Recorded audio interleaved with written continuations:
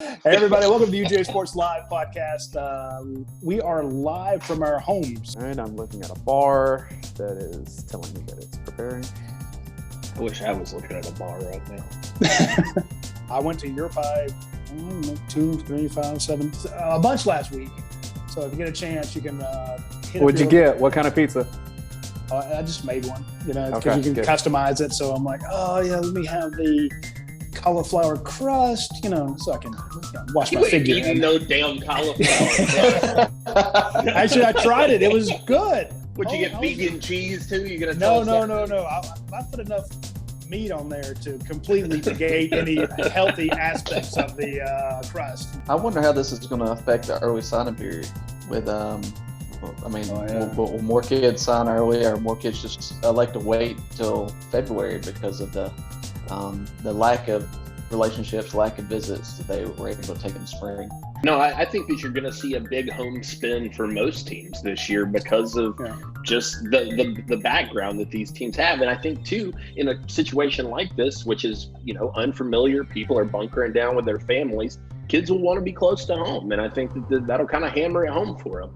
How does Georgia fill out these final two spots? If they're only going with 4, who do you like? I got to be honest, the defensive line was it was tough to project, and I just basically got lucky with the first 2. So Well, you're not supposed to say. Don't tell people I that. threw darts. And it worked. I didn't bring it up that way. I was asking him about recruiting in general, and when he mentioned Georgia, his eyes lit up. And then I said, "Okay, well, let's talk about Georgia." And he went on this long speech about how much he loved it. And again, what he loves about Georgia is his position coach.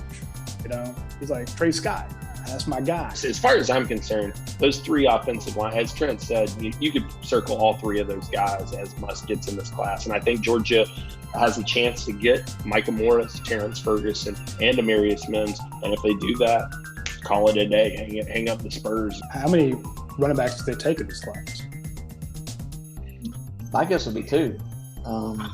But I think they would be okay with 1 if they got the right one. 1 is okay.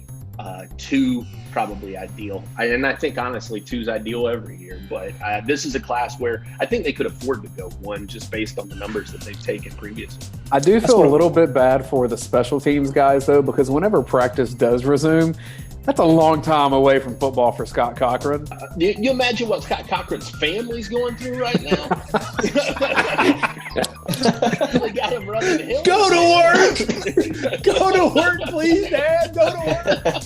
I put up a thread the other day saying, look, if you're a small business owner in Georgia, or you're a small business owner who, yes, I was hoping for a kid or a dog. Yes. Hey, darling, put her on camera. Say hey. That's awesome.